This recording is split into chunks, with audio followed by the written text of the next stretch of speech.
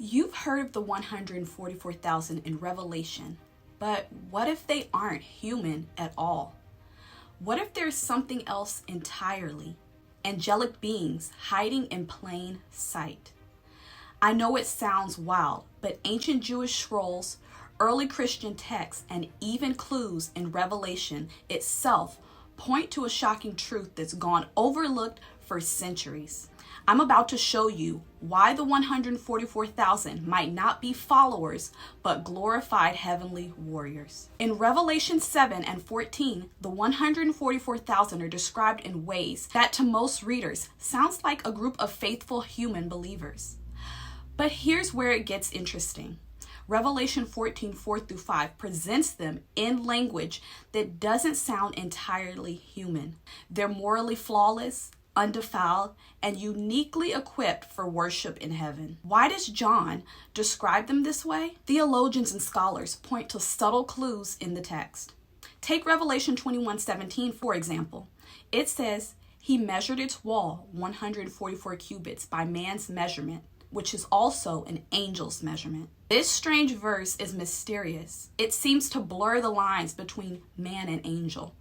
You may not realize it, but the number 144 is meant to link back to the 144,000. Scholars even suggest this may be gematria, a biblical code. In Hebrew, the word for angel, malach, can be calculated to equal 144. Even more amazing is that both the angelic host and the 144,000 are described as doing the same thing, singing a new song before the throne in Revelation 5:9 and 14:3. Why would this mysterious group be allowed to sing a song reserved for heaven? Could it be that they've been transformed into literal angels or into some type of angelic representative? The Dead Sea Scrolls speak to this idea as well. The idea of humans becoming like angels wasn't new to John. In the Qumran community, this was the Jewish sect behind the Dead Sea Scrolls.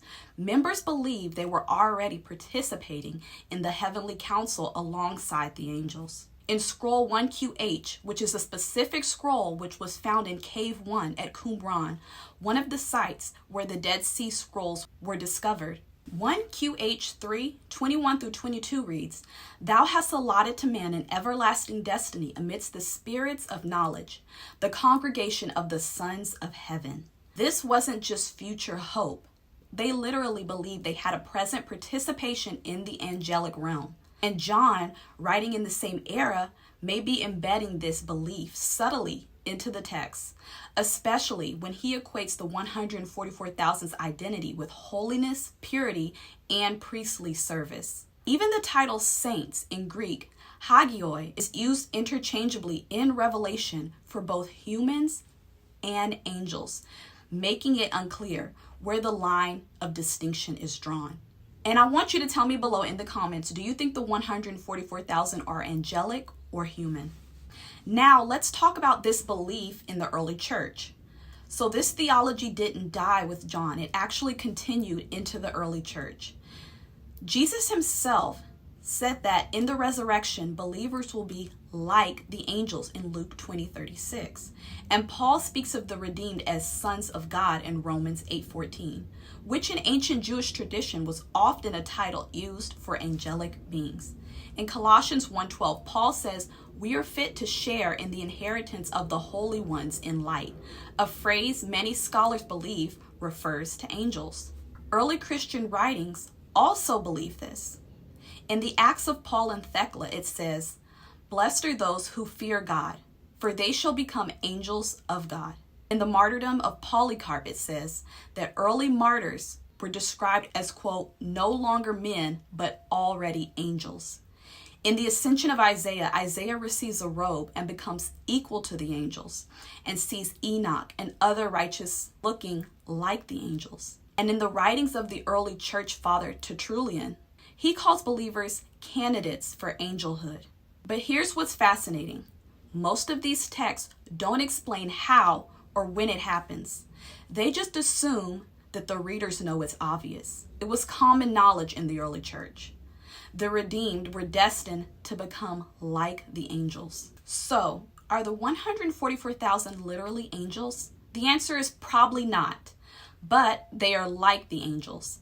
And John, the Qumran writers, and the early church all frame redeemed humans as partakers in angelic status, pure, eternal, heavenly worshipers and servants of God.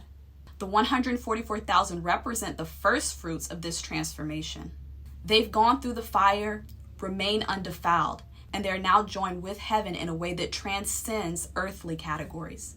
They're not just saved, they're glorified. So the 144,000 aren't just saved, but transformed to be like the angels while still maintaining their human status. If this blew your mind, you'll love this playlist of a deep dive course on angels, sons of God, watchers, seraphim, and cherubim from an ancient perspective.